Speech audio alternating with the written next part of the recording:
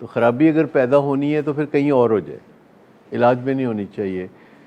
اور جب ہم علاج سے بات کرتے ہیں تو وہ اصل میں موڈ اور مزاج کا علاج ہے، جسے اکثر سب سمجھتے ہیں کہ نشہ کرنے یا نہ کرنے کی بات ہے۔ ایکچولی وہ بیماری موڈ اور مزاج کی بیماری ہے، جس کی وجہ سے بندہ نشہ کرتا ہے۔ اور موڈ اور مزاج کی بیماری دنیا کی سب سے سخت بیماری ہے، یعنی موڈ کا گر جانا، موڈ کا ڈپریشن میں چلے جانا، اس سے بڑی خطرناک بیماری دنیا میں کوئی نہیں ہے، کیونکہ یہ موڈ کے گر جانے کی وجہ سے، موڈ کے انتہائی خراب ہو جانے کی وجہ سے دنیا میں ہر سال 10 لاکھ لوگ اپنی زندگی اپنے ہاتھوں ختم کر لیتے ہیں۔ یہ ڈپریشن کی وجہ سے لوگ اپنی زندگی اپنے ہاتھوں ختم کر لیتے ہیں، اور ان کی تعداد 10 لاکھ لوگ ہے۔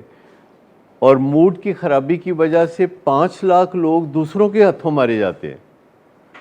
یعنی موڈ کی ذرا کم تر درجے کی خرابی دوسرے کو مار دیتی ہے، موڈ کی ذرا زیادہ بڑھ کے خرابی اپنے آپ کو مار دیتی ہے۔ تو 15 لاکھ لوگ ان دو وجوہات سے دنیا سے چلے جاتے ہیں۔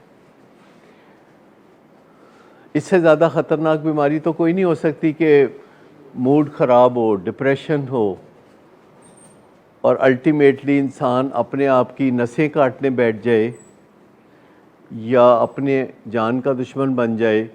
اور یہ جو 10 لاکھ لوگ اپنے ہاتھوں اپنی جان لے لیتے ہیں، اصل میں ہر ایک بندہ جو اپنے ہاتھوں اپنی جان لیتا ہے تو 19 بندے اس میں کامیاب نہیں ہوتے۔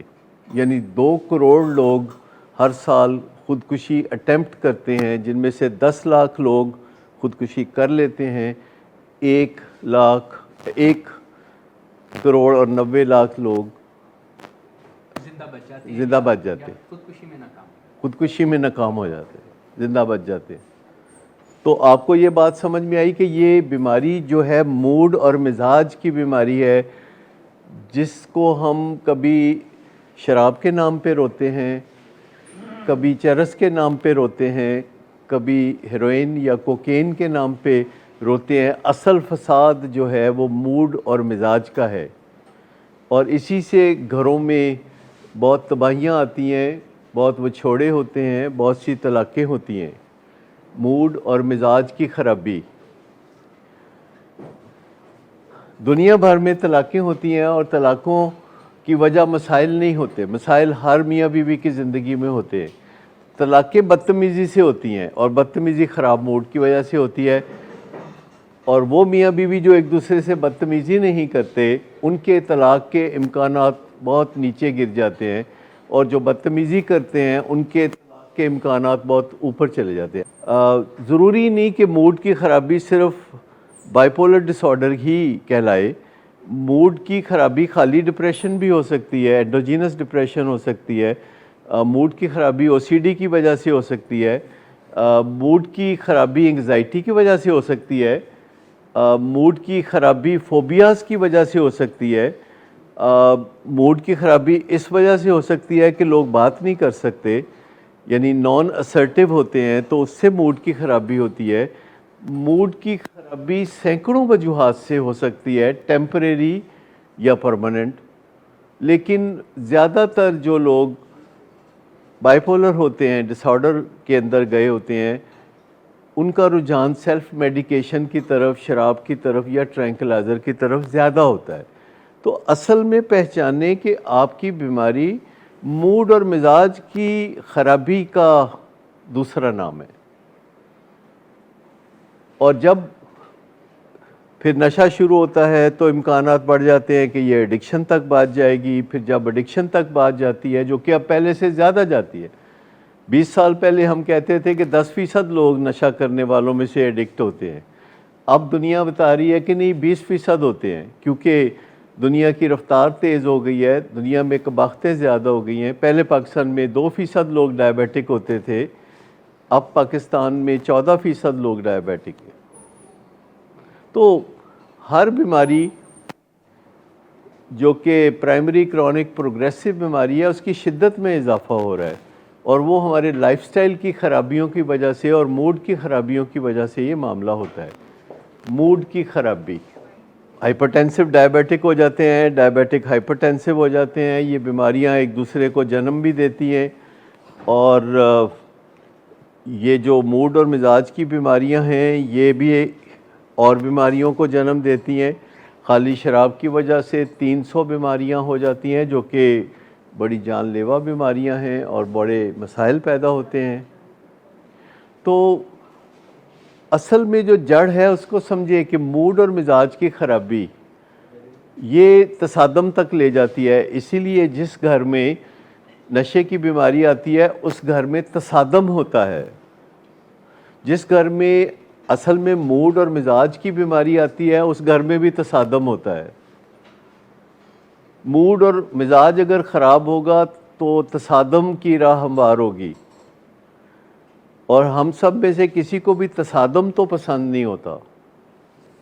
تو اس کو کہاں پکڑنا چاہیے؟ موڈ اور مزاج کی خرابی پہ پکڑنا چاہیے، نشے کے استعمال پہ پکڑنا چاہیے، ایڈکشن پہ پکڑنا چاہیے، یا بربادی پہ پکڑنا چاہیے؟ ابتدا میں پکڑ لینا چاہیے۔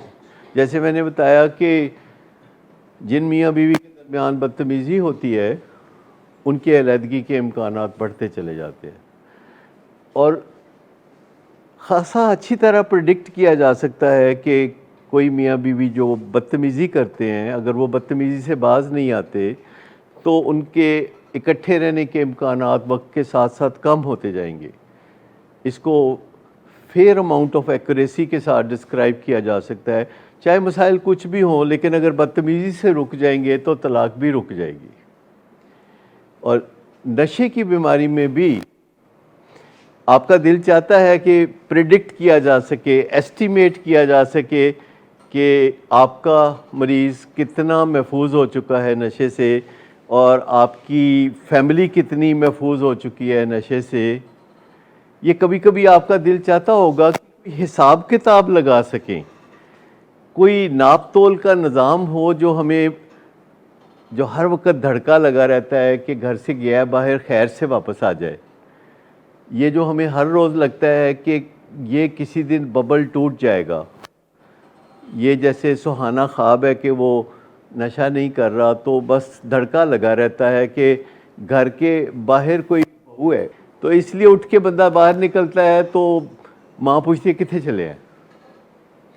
ویسے بھی ماں باپ کو یہ دھڑکا لگا ہی رہتا ہے کہ اولاد اٹھ کے باہر جاتی ہے تو پوچھتے کتنے چلے ہیں، کیونکہ انہیں ڈر ہوتا ہے کہ باہر کوئی بلا ہے، جو کہ سچ ہے، باہر کوئی بلا ہے، کیونکہ تمام برائیاں نشے کی بیماری معاشرے میں سے ہمارے بچے پک کرتے ہیں، تمام خراب رویے معاشرے میں سے بچے پک کرتے ہیں، اور معاشرے میں سے جو پک کرنے والی چیزیں ہیں وہ پہلے سے زیادہ شدت کے ساتھ موجود ہیں۔ ہمارے ماں باپ کو معاشرے سے پک کرنے کے لیے کوئی خاص سہولتیں دستیاب نہیں تھیں، ان کو پاس کوئی سوشل میڈیا نہیں تھا، ان کو معاشرے سے کچھ خاص نہیں ملتا تھا، اگر کچھ خاص ملتا تھا تو محلے میں کسی تھڑے سے کوئی بری عادت لے کے وہ آ جاتے تھے، یعنی چند 100 میٹر کے اندر اندر ماں باپ کو بھی پتہ ہوتا تھا کہ ہمارے محلے میں تھڑا کون سا ہے اور ہمارے محلے میں غلط لوگ کون سے ہیں، تو کم از کم ماں باپ کو پتہ ہوتا تھا کہ جو بلائیں باہر ہیں وہ کون سی ہیں۔ لیکن اب والدین کو بالکل نہیں پتہ کہ وہ کون سی بلائیں ہیں جو باہر ہیں، اور وہ ان بلاؤں کا رابطہ ہمارے بچوں کے ساتھ ہے اور ہمیں نہیں پتہ۔ ہم انہیں مانیٹر نہیں کر سکتے، ہم انہیں سپروائز نہیں کر سکتے، ہم ان کی اسپائنگ نہیں کر سکتے، کان دھر کے نہیں سن سکتے۔ بس جب دھماکہ ہوتا ہے، جب وہ بارودی سرنگیں پھٹتی ہیں پاؤں کے نیچے آ کے تو پتہ چلتا ہے، جب پٹاخے چلتے ہیں تو پتہ چلتا ہے۔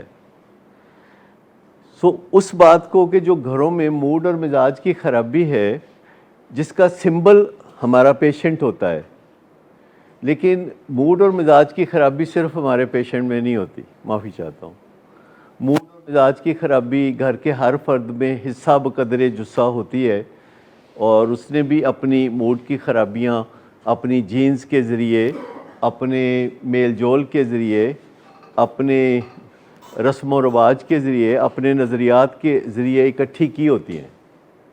تو لیکن چونکہ نشے کی بیماری بڑی سٹگمیٹک ہے تو ہمیں ایک اسکیپ گوٹ چاہیے ہوتی ہے کہ اچھا چلو جو کچھ مدعا ہے دیتے پا دو. پیشنٹ کے اوپر ہر چیز کا مدعا ڈال کے ہم مطمئن ہو جاتے ہیں کہ گھر میں ساری تباہی اس کی وجہ سے ہے، بلڈ پریشر اس کی وجہ سے ٹھیک نہیں ہوتا، شوگر اس کی وجہ سے ٹھیک نہیں ہوتی، مرغیاں اس کی وجہ سے انڈے نہیں دے رہی، بھینسوں نے بھی دودھ دینا بند کر دیا ہے، ہمارے ملک کی معیشت بھی ان کی وجہ سے ٹھیک نہیں ہو رہی. جدھر جو مرضی پا دو مدعا، آسان ہے نا کہ جو بھی خرابی ہے ایدی وجہ نہ لیا. لیکن ایکچولی ہم اجتماعیت میں یقین رکھتے ہیں اور اجتماعیت میں سلوشن نکلتا ہے. انگلی کسی ایک بندے پہ رکھ دینے سے تو سلوشن نہیں نکلتا، اجتماعیت سے نکلتا ہے کہ ہر کوئی اپنا اپنا حصہ بہت اچھی طرح پہچان لے کہ موڈ کی خرابی، مزاج کی خرابی خود اس میں کتنی ہے، کہاں سے آئی، ننہال سے آئی کہ ددھیال سے آئی، اور اس بیماری کی تاریخ کتنی پرانی ہے، وہ موڈ اور مزاج کی خرابی کہاں سے چلی. اس میں سینکڑوں سال، ہزاروں سال پرانے نظریات، آج کے رسم و رواج، میل ملاپ، سوچ بچار، یہ ساری چیزیں جب ہم توجہ دیتے ہیں ان کی طرف اور خود فریبی کے جال میں سے نکلتے ہیں اور اپنے دماغ کی گمراہی سے باہر آتے ہیں. ہمارا دماغ بہت بڑا گمراہ کن آرگن ہے، بڑے اچھے کام کرتا ہے زیادہ تر، پر گمراہ بھی کرتا ہے، ہمیں وہم ڈال دیتا ہے، ہمیں ایسے خیالات کی طرف دھکیل دیتا ہے جو تباہ کن ہوتے ہیں. یاد رکھیں کہ جن کو موڈ اور مزاج کے مسائل کا سامنا ہوتا ہے اور پیچھے بائیپولر ڈس آرڈر ہوتا ہے، تو جب بھی ان کی انرجی اوپر جاتی ہے وہ کسی غلط جانب ان کا جھکاؤ ہوتا ہے. یا تھوڑا سا اس چیز کو اگر آپ سمجھ لیجئے کہ ایک بندے کو ڈپریشن ہے کیونکہ اس کے حالات اچھے نہیں، اس کی آمدنی اچھی نہیں، اس کا بجلی کا بل بھرنا مشکل ہو رہا ہے، تو اس کو جو ڈپریشن ہوگی وہ اس کو متحرک ہونے کے لیے کہے گی، اسے انگزائٹی بھی دے گی، لیکن وہ اچھی جانب جھکاؤ کرے گا، وہ آمدنی بڑھانے کا سوچ سکتا ہے، وہ اپنے ان حالات کو سنوارنے کا سوچ سکتا ہے جس سے وہ ڈپریشن محسوس کرتا ہے.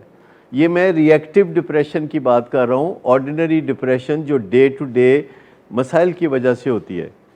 ایک اینڈوجینس ڈپریشن ہوتی ہے جو اندر بائیولوجی میں پیدا ہوتی ہے کچھ جینیٹک وجوہات سے، اس میں کوئی انرجی نہیں ہوتی، نہ بندہ اچھی طرف نہ بری طرف، وہ ایک زندہ لاش کی طرح بستر پہ پڑ جاتا ہے پشبردگی کے ساتھ. پشبردگی کا مطلب ہوتا ہے کہ آدھا زندہ آدھا مردہ.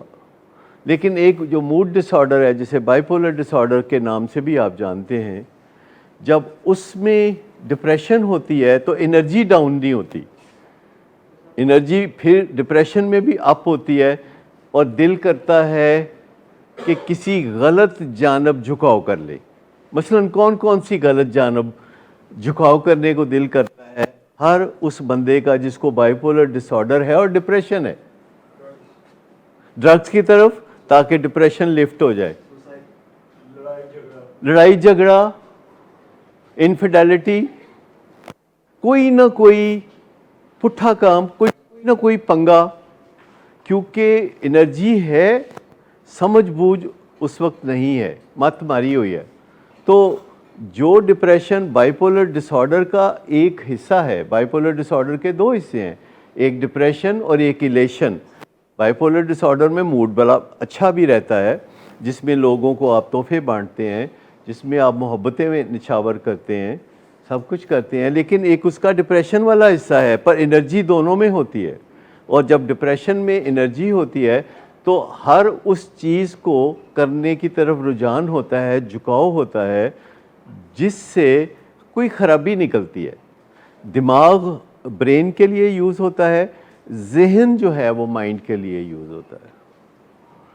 تو آپ سمجھ لیں کہ جو میں بات یہ کہہ رہا تھا کہ آپ ناپ تول چاہیں گے.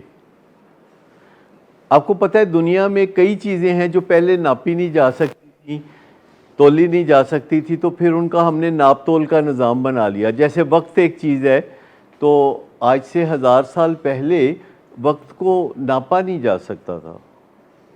بس لوگ کہتے تھے صبح ہو گئی ہے, دوپہر ہو گئی ہے, شام ہو گئی ہے. لوگ ایک دوسرے سے ملتے تھے تو کہتے تھے شام کو ملیں گے, دوپہر کو ملیں گے. لیکن اب لوگ ایک دوسرے کو کہتے ہیں کہ 7:10 پہ ملیں گے. جہاز کی فلائٹ کا ٹائم لکھا ہوتا ہے کہ 7:52 پہ فلائٹ جائے گی, تو اس کو ناپنا سیکھ لیا. پہلے گھنٹوں کی شکل میں, پھر منٹوں کی شکل میں, پھر سیکنڈوں کی شکل میں, پھر سیکنڈ کے 10ویں حصے کی شکل میں.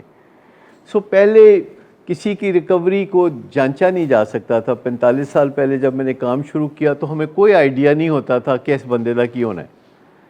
اب جو ہے یہ زمانہ اتنا زبردست آ گیا ہے کہ آپ خود بہت آسانی سے سیکھ سکتے ہیں حساب کتاب جوڑنا, ڈائری رکھنا کہ آپ کا جو فیملی ممبر ہے نشے سے بحالی کا سفر اس کا کیسا چل رہا ہے. آپ کو پھر اس وہم میں پڑھنے کی ضرورت نہیں ہوگی کہ کتنے چلے ہیں. تو آپ کو بہت سارے ایسے اشارے پتہ ہوں گے کہ یہ چیزیں ہوں گی تو سیفٹی کریٹ ہوگی. آپ کو ہر وقت پتہ ہوگا کہ ہمارا جو پیشنٹ ہے وہ بحالی سے کتنا نزدیک ہے یا ریلیپس سے کتنا نزدیک ہے. کوئی مشکل ہی نہیں ہے. With fair amount of accuracy درست تجزیہ کر سکتے ہیں آپ, بالکل درست تجزیہ کر سکتے ہیں, اور خود فریبی کی ضرورت ہی کوئی نہیں, گمراہی کی ضرورت ہی کوئی نہیں, کیونکہ اب آپ بہت آسانی سے کھلے رویوں سے اندازہ لگا سکتے ہیں. جو پس پردہ پیشنٹ کرتا ہے اس سے کوئی غرض نہیں, کوئی جاسوسی کرنے کی ضرورت نہیں, کوئی شک کرنے کی ضرورت نہیں. آپ بڑے آرام سے دیکھ سکتے ہیں, کان کھلے رکھیں تو سن سکتے ہیں. آپ اس نظام پہ چل سکتے ہیں جس کے تحت آپ ہر روز اندازہ لگائیں کہ کیا تھوڑا سا بحالی کی طرف گئے ہیں یا تھوڑا سا ریلیپس کی طرف گئے ہیں. اور ایسا ہوگا کہ ایک دن 1 قدم پیچھے, اگلے دن 2 قدم آگے, پھر اگلے دن 2 قدم پیچھے, پھر کبھی قدم آگے کبھی قدم پیچھے.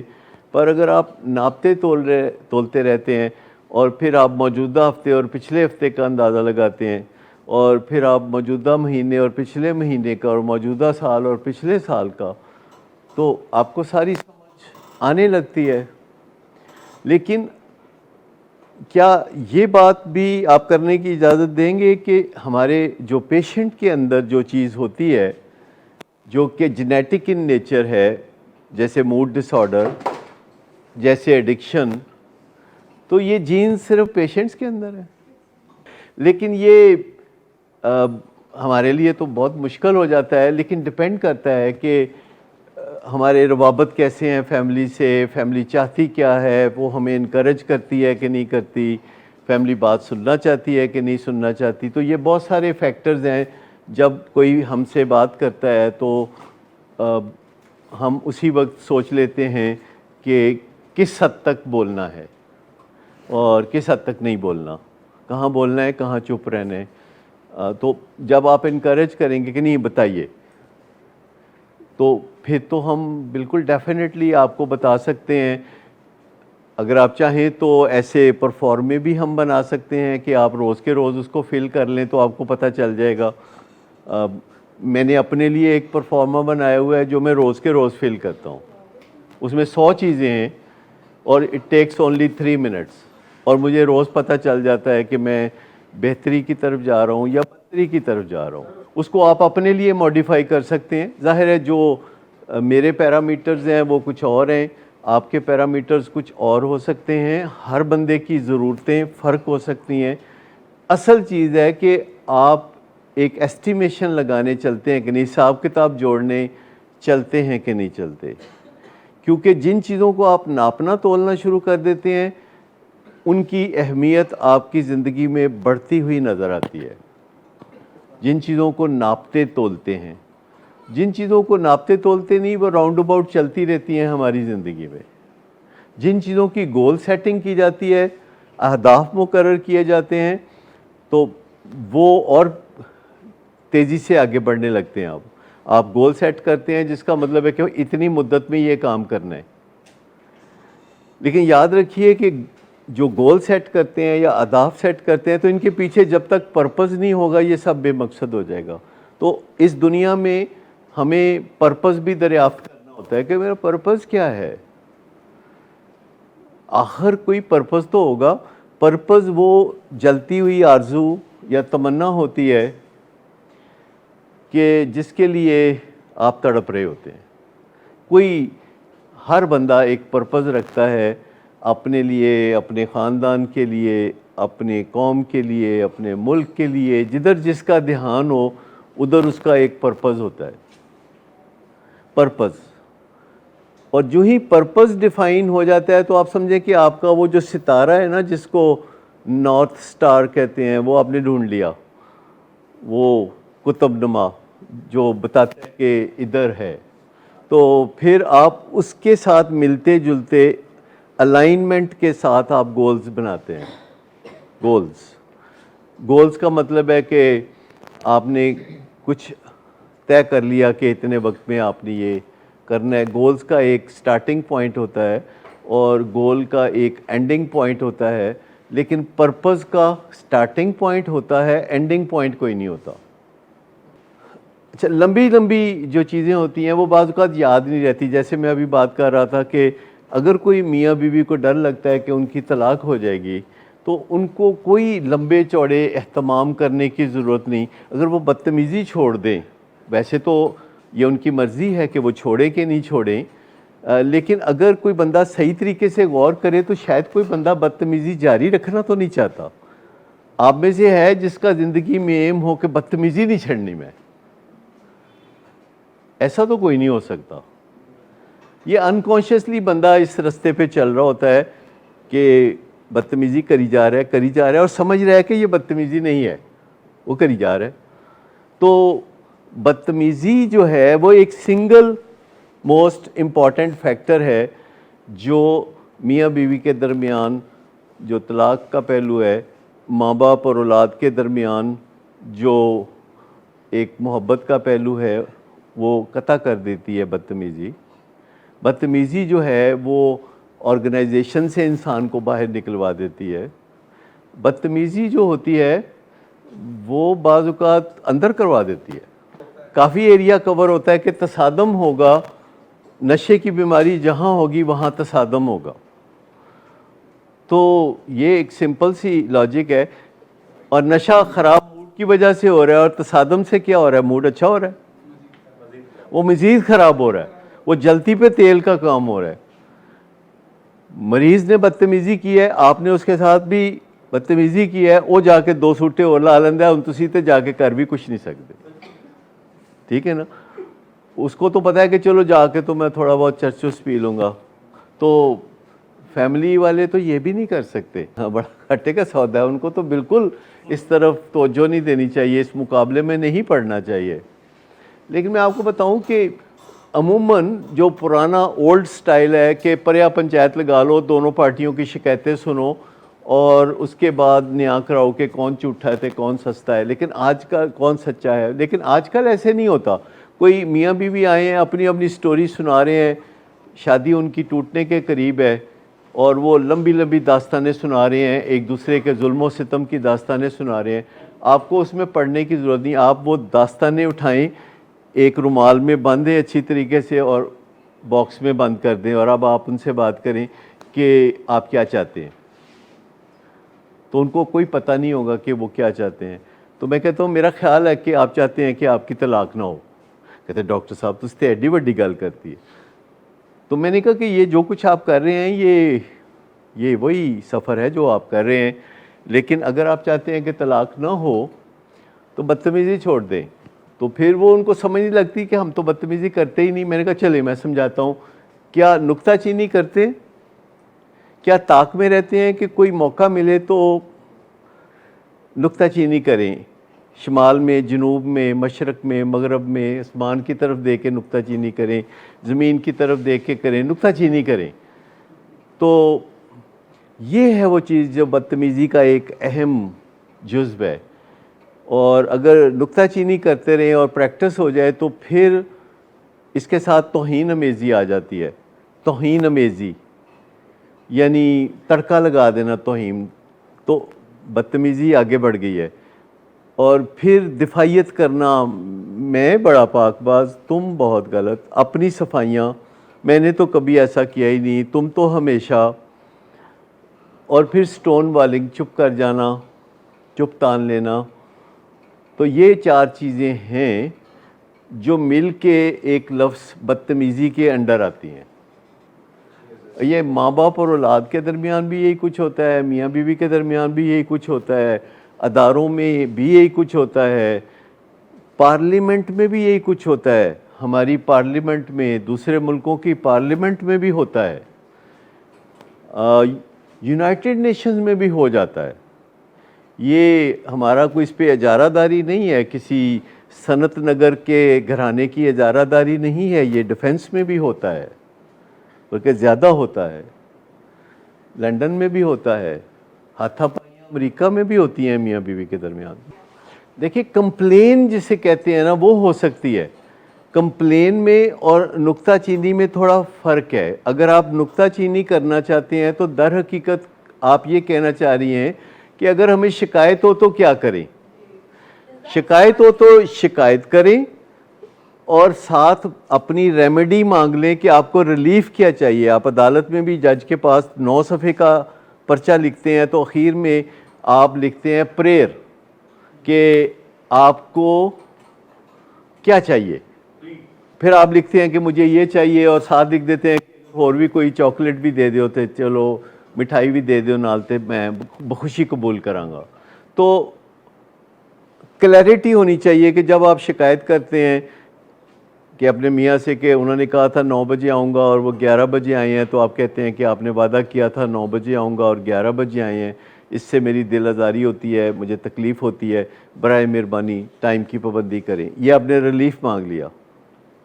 تو نکتہ چینی کیا ہوتی ہے کہ آپ ایک بات سے کیوں لے کے کہ یہ لیٹ آئے ہیں، آپ بتاتے ہیں کہ ان کے دوست کتنے برے ہیں، ان کے رشتہ دار کتنے برے ہیں، اور وہ پچھلے 25 سال میں کتنے نکھٹو ثابت ہوئے ہیں، وغیرہ وغیرہ. پھر آپ اس کو آل اراؤنڈ ایک بوچھاڑ جیسے ہوتی ہے. تو یہ جو نکتہ چینی ہوتی ہے یہ چھٹا ہوتا ہے، چھٹا ایک آئسولیٹڈ کمپلین ہے. آپ اس کا جتنی بات ہے اس دن ایک بات، اگلے دن دوسری بات، اگلے دن تیسری بات، لیکن ایک دن پچھلی، اگلی، آئندہ کی بری امیدیں، رشتہ داروں کے کرتوت، اور اس میں بہت ساری چیزیں شامل کرنے کو نکتہ چینی کہتے ہیں. اور چینی میٹھی ہوتی ہے، نکتہ چینی میٹھی نہیں ہوتی، بہت کڑوی ہوتی ہے. ٹھیک، وہ کہتے ہیں نا nothing is good or bad, your thinking makes it so. تو ابھی جیسے کہ آپ کو پتہ ہے ادب کی دنیا میں جب مقالے پڑھے جاتے ہیں تو ان کو تنقید کہا جاتا ہے، تو وہ بھی تھوڑا ناپسندیدہ ہے. لفظوں کے چناؤ میں ہمیں ہمیشہ تھوڑا احتیاط کرنی چاہیے، باڈی لینگویج میں احتیاط کرنی چاہیے. ایک تو باڈی لینگویج بھی ایک سیکھنے کا کام ہے، ہمیں اپنے بچوں کو بھی باڈی لینگویج سکھانی چاہیے. باڈی لینگویج سیکھنے کا کام ہے، لب و لہجہ سیکھنے کا کام ہے، الفاظ کا چناؤ سیکھنے کا کام ہے. جو فطری طور پر ہم باڈی لینگویج یوز کرتے ہیں یا لب و لہجہ یا الفاظ کا چناؤ، یہ گزارے مظاہرے کا ہوتا ہے. تو مطلب باڈی لینگویج ہوتی ہے جب ہم ایک لفظ بولے بغیر دوسرے تک بہت بڑا پیغام پہنچا دیتے ہیں. اور یہ باڈی لینگویج جو ہے لفظوں سے زیادہ وزن رکھتی ہے. لفظوں کا وزن، ہماری گفتگو جب کسی سے ہو رہی ہوتی ہے تو لفظوں کا وزن 7% ہوتا ہے، 7%. باقی 93% جو وزن ہوتا ہے وہ باڈی لینگویج کا ہوتا ہے، لب و لہجے کا ہوتا ہے، اور الفاظ کا چناؤ اور آپ کا جو رشتہ ہے پہلا، جو بیگیج ہے، آپ کے جو اپنے نظریات ہیں، جو دوسرے بندے کے نظریات ہیں، تو یہ ساری چیزیں مل کے تو 93% اس کا وزن ہوتا ہے. لفظوں کا وزن 7% ہوتا ہے. کہ جب انسان بولتا نہیں تھا تو ساری بات باڈی لینگویج سے سمجھاتا تھا. تو بات آدھی سمجھ آتی تھی، آدھی سمجھ نہیں آتی ہوگی، کیونکہ باڈی لینگویج سے ہی سب کچھ بتانا ہے. ابھی بھی آپ کبھی دور گاؤں میں چلے جائیں تو لوگ جو ہیں دور سے ایک دوسرے کو جو آوازیں دیتے ہیں اس میں باڈی لینگویج کافی اثر انداز ہوتی ہے. تو 10,000 سال پہلے جب انسان بات نہیں کرتا تھا تو وہ سارا جو مطلب سمجھایا کرتا تھا وہ مطلب باڈی لینگویج سے، آواز کی ٹون سے، عجیب و غریب آوازیں نکال کے اس طرح کرتا تھا. کبھی ابھی بھی آپ نے دیکھا ہے کہ کوئی گاؤں سے بندہ آیا ہو اور جیل روڈ پار کرنا چاہتا ہو تو وہ کیا کرتا ہے؟ وہ ضرور انہیں کسی نہ کسی گڈی نو ٹکر مارنی ہوتی ہے، کیونکہ اس کو پتہ کچھ نہیں ہوتا، کبھی آگے ہوتا ہے کبھی پیچھے ہوتا ہے. تو جو 10,000 سال پہلے انسان صرف باڈی لینگویج یوز کرتا تھا، لب و لہجہ یوز کرتا تھا، پھر آہستہ آہستہ اس نے لفظ بولنے شروع کیے تو باتیں سمجھ زیادہ آنے لگیں. اور آج کی دنیا میں جو 7% لفظوں سے مطلب دوسرے تک پہنچتا ہے، تو ہو سکتا ہے کہ 10 سال کے بعد، 20 سال کے بعد، جو کہ دنیا میں کمیونیکیشن بہت بہتر ہو رہی ہے، تو 7% کی بجائے ہو سکتا ہے 15% تک بات چلی جائے. آج بھی کئی لوگ جن کا کام باتیں کرنا ہے تو وہ 7% کی بجائے ان کی بات چیت میں جو وزن ہے لفظوں سے وہ 7% سے زیادہ ہو سکتا ہے، جیسے کہ ٹی وی اینکر پرسنز، جیسے کہ براڈ کاسٹرز، جیسے کہ لیکچررز، پروفیسرز. تو جو اسپیشلائزڈ ہوتے ہیں بات چیت میں، ان کے بارے میں یہ آن ایوریج ہے کہ 7% لفظوں سے ہوتا ہے. لیکن ایسے لوگ میں نے دیکھے ہیں جیسے ضیاء محی الدین تھے، ان کے لفظوں کے اندر جو جان ہوتی تھی، جو وزن ہوتا تھا، وہ 70-80% تک دیکھنے میں آتا تھا. اسی طرح اگر آپ دلیپ کمار کی بات چیت کو کبھی دیکھیں، جو کہ فلموں سے ہٹ کے بھی وہ کرتے ہیں، تو ان کے لفظوں میں وزن بہت زیادہ ہوتا ہے. اور بھی ایسے لوگ ہیں جن کے لفظوں میں وزن زیادہ ہوتا ہے، آپ ان کو سن لیتے ہیں.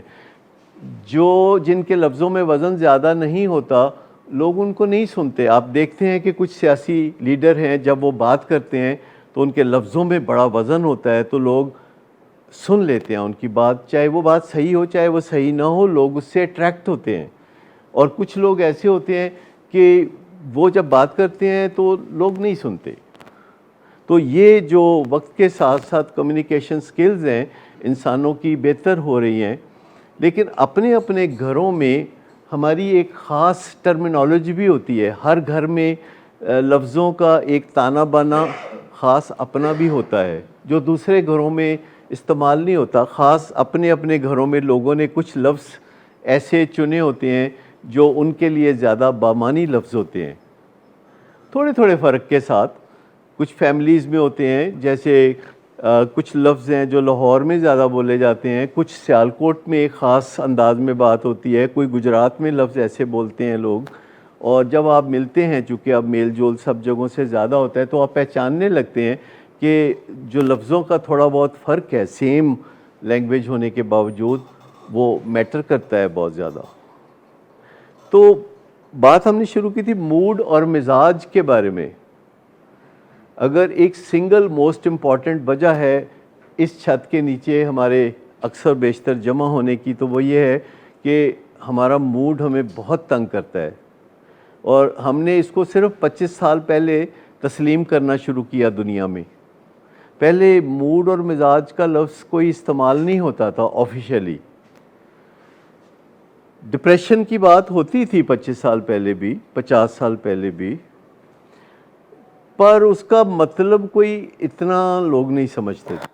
یہ کتنی تکلیف دہ اور جان لیوا بیماری ہے. موڈ کا خراب ہونا چہرے سے عیاں ہوتا ہے. آپ کسی کو دیکھیں تو آپ کو پتہ چل جاتا ہے کہ یہ کس قرب سے گزر رہا ہے. چہرے کے جو مسلز ہیں وہ نئی ترتیب پیدا کر کے آپ کو بتاتے ہیں کہ اندر بندہ کیا سوچ رہا ہے. پھر جو وہ لفظ بولتا ہے تو اس سے بھی آپ کو اندازہ ہوتا ہے کہ وہ کس قرب سے گزر رہا ہے. لیکن میں آپ کو بتاؤں کہ ہماری زندگی کی جو کوالٹی ہے وہ وہی ہے جو ہمارے موڈ اور مزاج کی کوالٹی ہے. ہماری زندگی کی کوالٹی کا دخل اس سے نہیں ہے کہ ہمارے پاس کتنے پیسے ہیں. ہماری زندگی کا جو معیار ہے وہ اس پہ ڈپینڈ نہیں کرتا کہ ہمارے پاس کتنی جائیداد ہے یا کتنے ہم پاپولر ہیں یا کتنے ہم علم والے ہیں یا کتنی ہماری ڈگریاں ہیں یا کتنے لوگ ہماری تعریف کرتے ہیں. ہمارے زندگی کی کوالٹی کا تعلق اس بات سے ہے کہ ہم کیسے محسوس کرتے ہیں. آپ نے دیکھا ہوگا کہ یوگنڈا، تنزانیہ اور اس طرح کے جو غریب ملک ہوتے ہیں وہاں بہت لوگ ہنستے کھیلتے ہیں، ان کے پاس زندگی کی کوئی آسائشیں نہیں ہیں. وہاں فطری طور پر موڈ اور مزاج کی بیماریاں نہیں ہوتی. یاد رکھیں موسم کی تبدیلی سب سے آسان ہے کہ آپ کو پہلے پتہ ہوتا ہے کہ آنے والی ہے. موسم ایک ایسی چیز ہے جس کے بارے میں کوئی بھی پریڈکٹ کر سکتا ہے آسانی سے کہ مہینے بعد سردی آ جائے گی. ہر کوئی کہہ سکتا ہے اور ہر کوئی ایکوریٹ ہوگا 100%. تو جن لوگوں کو سیزنل ڈس آرڈرز ہوتے ہیں تو وہ پیش بندی کر سکتے ہیں، جیسے کہ بہار اور خزاں کے موسم میں bipolar disorder flare up کرتا ہے. تو آپ بہار آنے سے پہلے اور خزاں آنے سے پہلے کچھ خصوصی احتیاطیں کر سکتے ہیں، جیسے سونے جاگنے کے اوقات صحیح کرنا، جیسے جھگڑے ختم کر دینا کہ آپ دسمبر میں لڑیں گے. مطلب اس طرح آپ کسی کے ساتھ بات کر سکتے ہیں کہ چلو آج تو لڑائی بند، 2 مہینے بعد تو پھر لڑیں گے. تو اس طرح کوئی کام کریں کہ جو مارچ آ رہا ہے تو آپ کو پتہ ہونا چاہیے، یا اگر کوئی سیزنل افیکٹ آنے والا ہے جس میں سردی آپ کو افیکٹ کرتی ہے تو آپ سردی سے بچ سکتے ہیں. آپ کپڑے ایسے پہن لیں جس میں سردی زیادہ نہ لگے، اور سورج کی دھوپ اگر آپ تلاش کر سکیں، جو اپرچونٹی کہ ہر وقت تو نہیں ہر جگہ سورج نکلتا، پر جہاں بھی نکلتا ہے تو آپ سورج کے ساتھ اپنی زندگی کو میچ کر سکتے ہیں. موسٹلی میں نے دیکھا ہے کہ آج کے زمانے میں خاص طور پر ہمارے شہر لاہور میں کوئی سورج کے ساتھ اپنی زندگی کو میچ نہیں کرتا. 12 بجے لوگ سو کے اٹھتے ہیں، رات کو 3 بجے وہ سوتے ہیں، اور کئی لوگ ایسے ہیں جو کبھی زندگی میں انہوں نے سورج طلوع ہوتے نہیں دیکھا ہوتا. بیالوجی جس کے اوپر موسم کا بھی اثر ہوتا ہے. آپ دیکھیں کہ مری میں اگر آپ جائیں سردیوں کے دنوں میں اور آپ کسی ریسٹورنٹ میں جائیں تو ویٹرز کے موڈ خراب ہوتے ہیں، کیونکہ سردی کا موسم انہیں تکلیف دیتا ہے، ان کے سورج نہیں نکلتا، ان کے جسم میں خوشی کے کیمیکل نہیں پیدا ہوتے. اور دنیا میں ڈنمارک ایک بہت زبردست امیر ملک ہے، سوشل ملک ہے. وہاں کسی کو یہ فکر نہیں کہ اس کے بڑھاپے میں کیا بنے گا، یا اس کا کچن کیسے چلے گا، یا اس کا گھر جو ہے اس میں بجلی آئے گی کہ نہیں آئے گی. ان کو یہ بالکل فکر نہیں ہے، یہ سرکار کی ذمہ داری ہے. اور وہاں خودکشی کی شرح دنیا میں سب سے زیادہ ہے. تو یورپ میں زیادہ تر ڈپریشن پائی جاتی ہے موسم کی شدت کی وجہ سے. جو سردی کا ایک ایلیمنٹ ہے وہ ان کو ڈپریشن دیتا ہے، موسمی اثرات ان کے اوپر بہت برا اثر کرتے ہیں، اور سردی انسان کو ڈپریشن دیتی ہے. اور یوگنڈا میں یا افریقہ کے ممالک میں جہاں بہت تیز دھوپ پڑتی ہے، رنگ کالے ہو جاتے ہیں، وہ علیحدہ بات ہے، لیکن وہ اندر سے بہت کھلے ہوئے ہوتے ہیں. آپ دیکھیں کہ وہ رنگ کیسے استعمال کرتے ہیں. آپ کو پتہ ہے کہ وہ کیسے رنگ استعمال کرتے ہیں؟ اچھا، انڈیا اور پاکستان میں بھی ایک علاقہ ہے جہاں بہت رنگ رنگیلے کپڑے پہنتے ہیں اور موسم بڑا خراب ہوتا ہے اور حالات وہاں بڑے خراب ہیں. راجن پور والی. اچھا، تو آپ کو یہ میں سمجھانے کی کوشش کر رہا ہوں کہ ہمارا جو موڈ اور مزاج ہے یہ ایک ہول لاٹ امپورٹنٹ سبجیکٹ ہے، اور اس کا تعلق ہمارے نظریات سے ہے، اس کا تعلق ہمارے بایولوجی سے ہے، اس کا تعلق ہماری انوائرمنٹ سے ہے، اس کا تعلق ہمارے بیہیویئر سے ہے، اس کا تعلق ہماری پالیسیز سے ہے، اس کا تعلق ہمارے رسم و رواج سے ہے. تو یہ ساری چیزیں جو ہیں ان میں سے بیشتر چیزیں ہمارے اختیار میں ہے. مثال کے طور پر بایولوجی، چاہے آپ کی جینز آپ کو دھکیل رہی ہوں ڈپریشن کی طرف، لیکن آپ جینز کو بیٹ کر سکتے ہیں اگر آپ کو پہلے پتہ ہو کہ یہ میری جینز ہیں جنہیں میں نے بیٹ کرنا ہے. جیسے اگر آپ کو پتہ چل جائے کہ یہ وہ 6 سوال ہیں جو امتحان میں آئیں گے دسمبر میں، اور آپ کو مارچ میں پتہ چل جائے، تو آپ تیاری کرتے کرتے دسمبر میں بہترین نمبروں سے پاس ہو سکتے ہیں. یہ جو 6 سوال ہیں زندگی کے، جن میں سے ایک سوال موڈ اور مزاج کا ہے، اور یہ سوال نمبر 1 ہے، اور یہ لازمی ہے، اس میں کوئی چوائس نہیں ہے. ہوتا ہے نا کہ یہ جی سوال پہلا کر لو، نہیں تو پھر دوسرا ہے کر لو، بیچ میں اور ہوتا ہے. تو ایک ہوتا ہے کہ نہیں یہ پکا سوال ہے، اے نہیں کرو گے تو نمبر جان گے. تو جو موڈ ہے اور جو مزاج ہے، یہ ایک پکا سوال ہے جو کہ آپ کو ایک ڈائری کھول کے بیٹھ جانا چاہیے. دائیں طرف لکھنا چاہیے کہ میرے ددحال کا موڈ مزاج، اور بائیں طرف لکھنا چاہیے کہ میرے ننہال کا موڈ مزاج. اور پھر جتنی بدخوئیاں چگلیاں کرنی ہیں دائیں اور بائیں پیج پہ لکھ دیں کہ ددحال میں یہ، ننہال میں یہ، اور نیچے آپ بتا دیں کہ اب مجھے کیا کرنا ہے.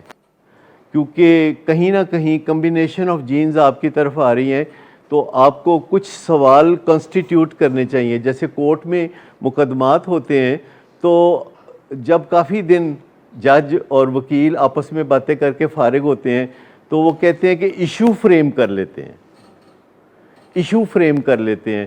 تو جب آپ اپنے ننہال اور اپنے ددحال کو کھنگال لیتے ہیں، تو آپ ایشو فریم کر لیتے ہیں کہ میری زندگی میں اب ایشو کون سے ہیں، میرے فائنینشیل ایشوز کیا ہونے والے ہیں، میرا موڈ اور مزاج کیا ہونے والا ہے، مجھے جسمانی بیماریاں کون سی ہونے والی ہیں، میری عمر کتنی ہوگی، ایک رف آئیڈیا، اور قبل از وقت میں کیا اقدام کروں کہ میں اپنی جینز کو بیٹ کر دوں. کیونکہ جینز کو آپ بیٹ کر سکتے ہیں، لیکن یاد رکھیے کہ جو صحبت کا اثر ہے اس کو آپ بیٹ نہیں کر سکتے. موسٹلی صرف 4% لوگ صحبت کے اثر کو بیٹ کر سکتے ہیں. 96% لوگ صحبت کے ہاتھوں سرنڈر کرنے پہ مجبور پاتے ہیں اپنے آپ. کہ اگر آپ کو فرض کریں 25 سال کی عمر میں پتہ چلتا ہے یا 30 سال کی عمر میں پتہ چلتا ہے، جب آپ کو ابھی ڈائبٹیز نہیں ہوئی، اور آپ کو پتہ چلتا ہے میری طرح کہ میری 4 خالہ کو ڈائبٹیز، میرے 4 ماموں کو ڈائبٹیز، میری والدہ کو ڈائبٹیز، اور پھر مجھے ایک دن پتہ چلتا ہے کہ میرے بڑے بھائی کو ڈائبٹیز. تو میں کہتا ہوں اچھا آج سے میں کوئی کولڈ ڈرنک نہیں پیوں گا، آج سے میں چینی مٹھائی نہیں کھاؤں گا، آج سے میں واک کروں گا، اور واک میری نمبر 1 پرائرٹی ہوگی. I do it every day. اور آج سے میں ٹینشن نہیں لوں گا، آج سے میں اپنے دماغ کو ٹینشنوں سے دور رکھوں گا، اور میں ایسی غذائیں نہیں کھاؤں گا جو وزن بڑھاتی ہیں، میں اپنے وزن کو قابو میں رکھوں گا، میں جلدی سوؤں گا، میں جلدی جاگوں گا. تو you have beaten the diabetes. اور جب آپ ڈائبٹیز کو بیٹ کریں گے تو نہایت خاموشی سے آپ کا کارڈیو واسکولر سسٹم بھی ان لائن ہو جائے گا.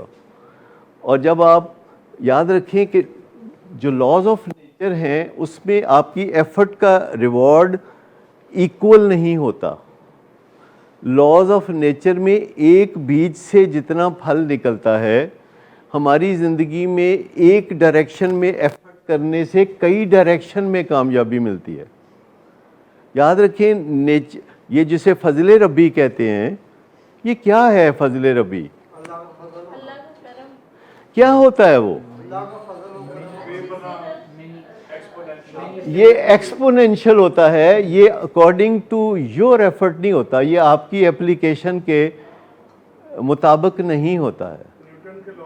ٹھیک، یہ بالکل ایکسپونینشل ہوتا ہے، یہ بچھاڑ کی طرح واپس آتا ہے. آپ تو یہ کام روز کرتے ہیں پچھلے میرا خیال ہے 40 سال سے، یا تو آپ نے کبھی اس پہ سوچا کہ میں بیج کتنا ڈالتا ہوں اور مجھے پھل کتنا ملتا ہے؟ جو گندم آپ بوتے ہیں ایک دانہ، تو اس سے 100 دانے نہیں نکلتے. وہ بے پناہ ہوتے ہیں، وہ ان گنت ہوتے ہیں. جو چیز ان گنت ہوتی ہے اس کا ہمیں کوئی آئیڈیا ہی نہیں ہوتا. جو ان گنت چیزیں ہوتی ہیں اس کو ہم اللہ کا فضل کہتے ہیں. وہ ہماری مزدوری کا اجر نہیں ہوتا، وہ ایک ریوارڈ ہوتا ہے جو دینے والا اپنی حیثیت کو دیکھ کے دیکھتا ہے. اپنی حیثیت کو دیکھ کے دیتا ہے. آپ اپنی حیثیت کو دیکھ کے ایفرٹ کرتے ہیں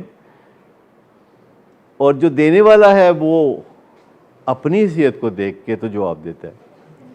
تو یہ جو چیز ہے نا، اس کو اگر آپ اس سودے کو کر لیں کبھی، کہ جس میں آپ کا سودا اللہ کے فضل کے ساتھ ہو رہا ہے، آپ جو کر رہے ہیں تو اس کے نتیجے میں اللہ کا فضل ملے گا، تو مجھے بتائیے کہ اس کا بڑا چسکا لگے گا.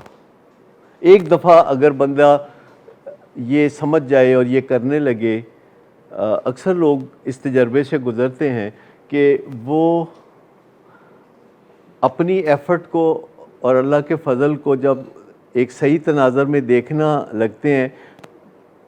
مثلا جیسے اگر آپ کو روز ایسی بیٹ لگانے کا موقع ملے جس میں آپ 1 روپیہ لگائیں اور 100 روپیہ ملے، تو چند دن میں تو آپ پکے جواری ہو جائیں گے.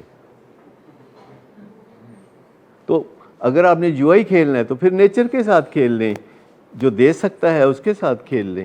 تو آپ سمجھ گئے کہ یہ جو سودا ہے کس کے ساتھ کرنا ہے، یہ آپ کو دیکھنا ہے کہ آپ نے سودا کس کے ساتھ کرنا ہے. زندگی میں بھی کاروبار کا یہی اصول ہے کہ آپ نے سودا کس کے ساتھ کرنا ہے. جو پہلے خود خسارے میں ہے یا جو آپ کا خسارہ دور کر سکتا ہے، آپ نے سودا کس کے ساتھ کرنا ہے.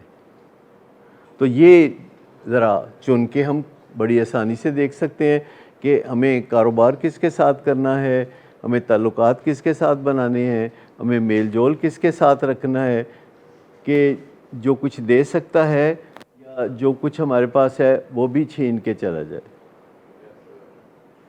تو ایک ہیبٹ ڈیولپ ہو جائے گی کوپنگ سکل سے. یاد رکھیں موسم کی تبدیلی سب سے آسان ہے کہ آپ کو پہلے پتہ ہوتا ہے کہ آنے والی ہے. موسم ایک ایسی چیز ہے جس کے بارے میں کوئی بھی پریڈکٹ کر سکتا ہے آسانی سے کہ مہینے بعد سردی آ جائے گی. ہر کوئی کہہ سکتا ہے اور ہر کوئی ایکوریٹ ہوگا 100%. تو جن لوگوں کو سیزنل ڈس آرڈرز ہوتے ہیں تو وہ پیش بندی کر سکتے ہیں، جیسے کہ بہار اور خزاں کے موسم میں bipolar disorder flare up کرتا ہے، تو آپ بہار آنے سے پہلے اور خزاں آنے سے پہلے کچھ خصوصی احتیاطیں کر سکتے ہیں، جیسے سونے جاگنے کے اوقات صحیح کرنا، جیسے جھگڑے ختم کر دینا کہ آپ دسمبر میں لڑیں گے. مطلب اس طرح آپ کسی کے ساتھ بات کر سکتے ہیں کہ چلو آج تو لڑائی بند، 2 مہینے بعد تو پھر لڑیں گے. تو اس طرح کوئی کام کریں کہ جو مارچ آ رہا ہے تو آپ کو پتہ ہونا چاہیے، یا اگر کوئی سیزنل افیکٹ آنے والا ہے جس میں سردی آپ کو افیکٹ کرتی ہے تو آپ سردی سے بچ سکتے ہیں. آپ کپڑے ایسے پہن لیں جس میں سردی زیادہ نہ لگے، اور سورج کی دھوپ اگر آپ تلاش کر سکیں، جو اپرچونٹی کہ ہر وقت تو نہیں ہر جگہ سورج نکلتا، پر جہاں بھی نکلتا ہے تو آپ سورج کے ساتھ اپنی زندگی کو میچ کر سکتے ہیں. موسٹلی میں نے دیکھا ہے کہ آج کے زمانے میں خاص طور پر ہمارے شہر لاہور میں کوئی سورج کے ساتھ اپنی زندگی کو میچ نہیں کرتا. 12 بجے لوگ سو کے اٹھتے ہیں، رات کو 3 بجے وہ سوتے ہیں، اور کئی لوگ ایسے ہیں جو کبھی زندگی میں انہوں نے سورج طلوع ہوتے نہیں دیکھا ہوتا.